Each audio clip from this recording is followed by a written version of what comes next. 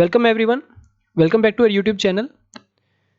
And in this video we are going to start chapter 1 class 10 geography. So देखिए हमारे chapter का नाम जो यहाँ पर दिख रहा है रिसोर्सेज एंड डेवलपमेंट है और इसके अंदर हम आज डिस्कस करेंगे इंपॉर्टेंट क्वेश्चंस जो आपके चैप्टर में आ सकते हैं फ्रॉम टेक्स्ट। ओके, जो आपका एनसीईआरटी का टेक्स्ट है वहाँ से। तो सबसे पहला जो क्वेश्चन बन सकता है वो है डिफाइन रिसोर्स। तो हम इसके बारे में डिस्कस करते हैं। डिफाइन रिसोर्स बहुत ही इंपॉर्टेंट ये क्वेश्चन है। इसकी डेफिनेशन हो जाएगी कि एवरीथिंग अवेलेबल, जो भी चीज़ अवेलेबल है हमारे एनवायरनमेंट में which is use to satisfy our need, हमारी नीड्स को जो सेटिस्फाई करे, प्रोवाइडेड। यहाँ पर 3 कंडीशंस दी गई हैं कि टेक्नोलॉजिकली एक्सेसिबल हो, इकोनॉमिकली फिजिबल हो और कल्चर से उसको एक्सेप्टेंस मिले। ओके, तो इसको हम बोलेंगे रिसोर्स। तो इसको अच्छे से याद रखिएगा। उसके बाद हमारे पास इंपॉर्टेंट एक बात और आती है कि हम जो ह्यूमन बींग्स हैं वो physical environment, technology and institutions, इन सब चीज़ों पर डिपेंड करते हैं, यानी सभी चीज़ें इंटरडिपेंडेंस है। ओके, इतनी बात आप याद रखिएगा। आगे चलते हैं। आगे देखिए, हम किसी भी चीज़ को ट्रांसफॉर्म कर सकते हैं दूसरी चीज़ में with the help of these 3 things जो हमने पढ़ी यहाँ पर। इन सब की हेल्प से हम किसी भी चीज़ को ट्रांसफॉर्म कर सकते हैं। एंड इसके बाद आते हैं हम नेक्स्ट चीज़ पर, that is human beings are themselves the essential component of resource. और आप सभी जानते हैं ह्यूमन को भी रिसोर्स के कंपोनेंट में हम देखते हैं और ह्यूमंस को भी हम क्या बोलते हैं, ह्यूमन रिसोर्स। ओके, इसके बाद let's discuss the main thing of this chapter. इसके बाद हम इंपॉर्टेंट बातें जो इस चैप्टर में एग्जाम में आ सकती हैं उनको हम थोड़ा सा डिस्कस करते हैं। देखिए, रिसोर्सेज को क्लासिफाई किया गया है 4 फॉर्म में। आपके एग्जाम में पूछा जा सकता है अगर ओरिजिन यानी कहाँ पर वो प्राप्त होते हैं, उसके हिसाब से 2 टाइप हैं, बायोटिक एंड एबायोटिक। इनको हम डिटेल में चैप्टर में देखेंगे। इसके बाद हमारे पास नेक्स्ट है एग्जॉस्टिबिलिटी, कि कितना हम उनको यूज कर सकते हैं। That is renewable means bar bar use कर सकते हैं, एंड नॉन रेन्यूएबल हमारे पास आ जाएगा जो समाप्त हो जाएंगे कुछ टाइम के बाद। ओके, उसके बाद आते हैं on the basis of ownership. Ownership के हिसाब से हम बात कर सकते हैं। फर्स्ट इज इंडिविजुअल, जो एक व्यक्ति के हाथ में रिसोर्स हो। सेकंड इज एक कम्युनिटी के हाथ में हो। थर्ड हमारे पास नेशनल है and fourth is international. And last type of classification is status of development, कितने डेवलप है वो, दैट इज पोटेंशियल उनके अंदर, फिर developed stock and last is reserves. और यहाँ पर देखिए एक चार्ट भी दिया गया है, एक माइंड मैप के फॉर्म में यहाँ पर दिया गया है कि रिसोर्सेज हमारे पास 2 टाइप में है, नेचुरल एंड ह्यूमन की तरफ से होते हैं। जो नेचुरली मिलते हैं उनमें हमारे पास आते हैं रेन्यूएबल, जो हम डिस्कस कर चुके हैं और आगे भी डिस्कस करेंगे थोड़ा सा और डिटेल में। उसके बाद हमारे पास नेक्स्ट है नॉन रेन्यूएबल। ओके, रेन्यूएबल के बाद हमारे पास आते हैं नॉन रेन्यूएबल। रेन्यूएबल देखिए इनका कंटिन्यूस चलता रहता है फ्लो। ओके, कुछ होते हैं जो कंटिन्यूस चलते रहते हैं, जैसे विंड वाटर है हमारे पास, तो कंटिन्यूस में आ जाएंगे। रेन्यूएबल हमारा एग्जाम्पल हो जाएगा वाटर का, या कंटिन्यूअस रेन्यूएबल रिसोर्स बोल सकते हो आप इनको। सेकंड होते हैं जो बायोलॉजिकली मिलते हैं, ठीक है, नेचुरली। अब बायोलॉजिकल में हमारे पास 2 होते हैं, कुछ आते हैं प्लांट्स की फॉर्म में, फॉरेस्ट बोल सकते हैं हम उनको। सेकंड इज वाइल्ड लाइफ, ठीक है। इसके बाद हमारे पास जो सेकंड टाइप थी नेचुरल में, दैट इज नॉन रेन्यूएबल, जो समाप्त हो जाते हैं कुछ टाइम के बाद। उनमें से कुछ होते हैं रिसाइकलेबल, जिनको हम बार बार यूज कर सकते हैं, लेकिन फिर भी ये कुछ टाइम के बाद ये समाप्त हो जाएंगे। And other is non recyclable, जैसे फॉसिल फ्यूल्स, तो ये कुछ टाइम के बाद बिल्कुल खत्म हो जाएंगे फॉसिल फ्यूल। इधर आते हैं हम ह्यूमन रिसोर्स की तरफ। देखिए ह्यूमन रिसोर्स में हमारे पास है structures and institutions and quantity and quality. ये भी डिपेंड करता है ह्यूमन के कि कितनी क्वांटिटी है, क्या क्वालिटी है, ये सब कुछ हमारा डिपेंड करता है। ओके, सो देखिए ब्रीफली हमने क्लासिफिकेशन देख लिया है यहाँ पर। अभी हम मूव करते हैं आगे हमारे चैप्टर की तरफ।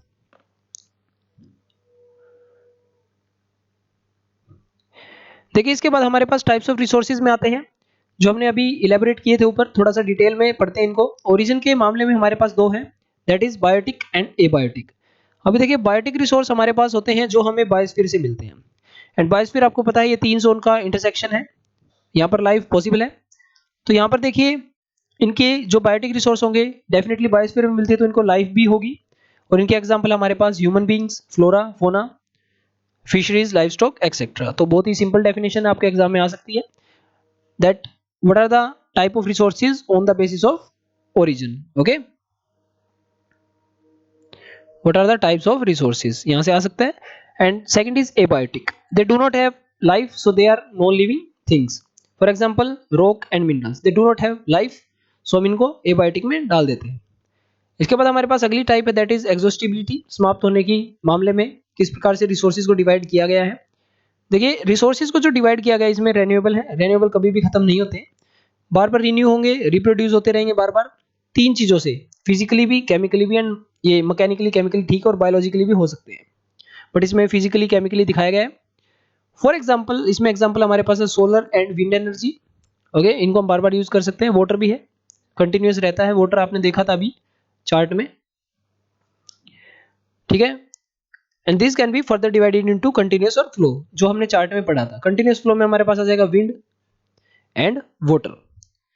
Second is non renewable resource. So देखिए नॉन रेन्यूएबल रिसोर्स हमारे पास है, ये बहुत ही लंबा टाइम लगाते हैं बनने के लिए, तो इसलिए जल्दी खत्म हो जाते हैं। इसका एग्जांपल फॉसिल फ्यूल आ जाएगा, इनको मिलियन ऑफ ईयर लग जाते हैं बनने में, बिकॉज आप जानते हैं फॉसिल फ्यूल को हम रिसाइकल नहीं कर सकते और ये खत्म हो जाएंगे इनके यूज के साथ।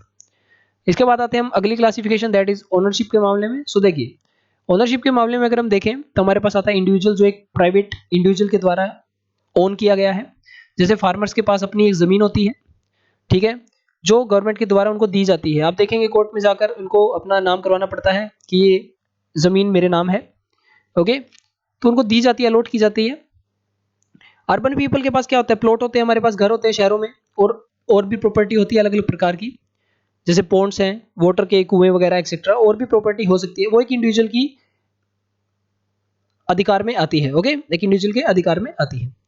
आगे चलते हैं। Second is community. कम्युनिटी होता है ग्रुप, ग्रुप के द्वारा ओन किया गया है। जैसे ये एक्सेसिबल होता है उस कम्युनिटी के मेंबर्स के द्वारा। फॉर एग्जांपल मान लीजिए 10 लोगों ने मिलकर एक कुआं बनाया, तो ये 15 लोग मिलकर इस कुएं को यूज कर लेंगे। ये किसी एक प्राइवेट इंडिविजुअल की प्रॉपर्टी नहीं होगी, ठीक है। जैसे ग्रेजिंग ग्राउंड है, चरने का जो ग्राउंड होता है गाँव में, ब्यूरियल ग्राउंड्स होते हैं। ओके, इसके बाद हमारे पास आता है विलेज का।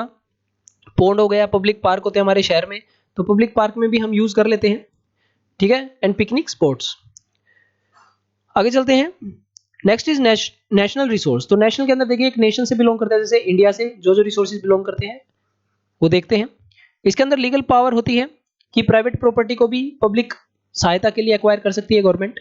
फॉर एग्जांपल जैसे रोड है, कैनाल है, रेलवेज है, एक्सेट्रा, इनके बारे में स्टडी करते हैं आगे, थोड़ा ध्यान से देखिएगा। बिल्कुल सिंपल सिंपल डेफिनेशन है इनकी। सो देखिए आपने देखा होगा कि डेवलपमेंट अथॉरिटीज होती हैं जिनका काम होता है, जैसे national highway authority of India है जो नेशनल हाईवेज बनाती है, तो ऐसी अथॉरिटीज होती है जो बनाती हैं। एंड अगर हम पानी की बात करें, पानी के मामले में ओशियनिक एरिया लगभग 12 नॉटिकल माइल्स यानी 22.22 किलोमीटर तक हमारा जो है वो टेरिटोरियल वाटर है। ओके, और उसके बाद हम इंटरनेशनल रिसोर्स में देखेंगे हमारा आगे, तो याद रखिएगा 12 नॉटिकल माइल्स तक कितना है, ये हमारा टेरिटोरियल वाटर यानी नेशनल के अंडर आ जाएगा। उसके बाद नेक्स्ट हमारे पास इंटरनेशनल रिसोर्सेज। ये देखिए ये जो इंटरनेशनल लेवल पर होते हैं, इंटरनेशनल इंस्टीट्यूशंस इसको रेगुलेट करते हैं और लगभग 200 नॉटिकल माइल्स तक ये चलते हैं। ओके, 200 नॉटिकल माइल्स तक इनको EEZ में डालते हैं, यानी एक्सक्लूसिव इकोनॉमिक जोन। एक्सक्लूसिव मतलब उस चीज से बिलोंग करता हुआ। ओके, ये ओपन ओशियन है, इसमें कोई भी आ जा सकता है। ओके, और इसके रिसोर्सेज को यूटिलाइज कर सकता है उस इंस्टीट्यूशंस की परमिशन से, ठीक है। फॉर एग्जांपल जैसे इंडिया को यहाँ पर अधिकार मिला हुआ है मैग्नीज नोड्यूल्स को माइन करने का इंडियन ओशियन से, एक एक्सक्लूसिव इकोनॉमिक जोन, यानी इस 200 नॉटिकल माइल्स तक इंडिया मैग्नीज जो हमारे नोड्यूल्स हैं उनको क्या कर सकता है, माइनिंग उनकी कर सकता है। ऐसे ही और देशों को भी अलग अलग अधिकार मिले हुए हैं। अभी आता है स्टेटस ऑफ डेवलपमेंट में। देखिए स्टेटस ऑफ डेवलपमेंट में हमारे पास है पोटेंशियल, जिनके अंदर थोड़ा सा पोटेंशियल होता है, मींस एक रीजन में मिलते हैं लेकिन इनको यूटिलाइज नहीं किया है, पोटेंशियल है। ओके, जैसे वेस्टर्न पार्ट्स में अगर हम बात करें, हमारे पास विंड और सोलर एनर्जी है, जैसे राजस्थान गुजरात में देखें, बट उनको अभी इतने प्रॉपरली यूज हम नहीं कर पाए हैं। चल रहा है प्रोग्राम उनके ऊपर अलग अलग, लेकिन यूज इतने से अच्छे नहीं कर पाए। Next is development resources, developed resources sorry.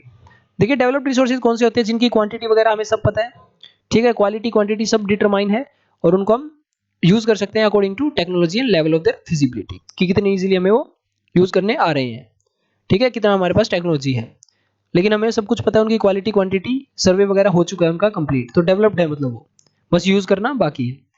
Other is stock. Stock means एक ऐसा मटेरियल जिसके अंदर पोटेंशियल है ह्यूमन नीड्स को सेटिस्फाई करने का, बिकॉज आपने पढ़ा था स्टार्टिंग में, ह्यूमन नीड को जो सेटिस्फाई करे उसको हम बोलते हैं रिसोर्स, ठीक है। लेकिन ह्यूमन नीड जो हमारे ह्यूमन बींग्स हैं उनके पास इतनी अप्रोप्रिएट टेक्नोलॉजी नहीं है सो दैट इनको एक्सेस कर सकें, so this is known as stock, ठीक है।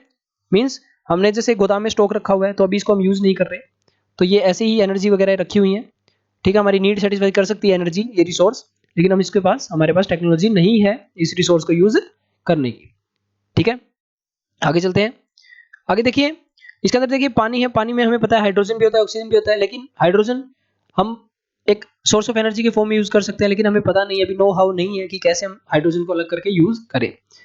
Last is reserves. देखिए रिजर्व होता है स्टॉक का ही एक सबसेट, एक पार्ट होता है। ये स्टॉक है तो इसका एक छोटा सा हिस्सा ये रिजर्व में आ जाएगा। ये है कि एग्जिस्टिंग टेक्निकल नो हाउ है, बट अभी हमने इसको स्टार्ट नहीं किया। मींस नो हाउ थोड़ा सा है लेकिन पता है कैसे यूज करना है, लेकिन अभी हमने इसको स्टार्ट नहीं किया है।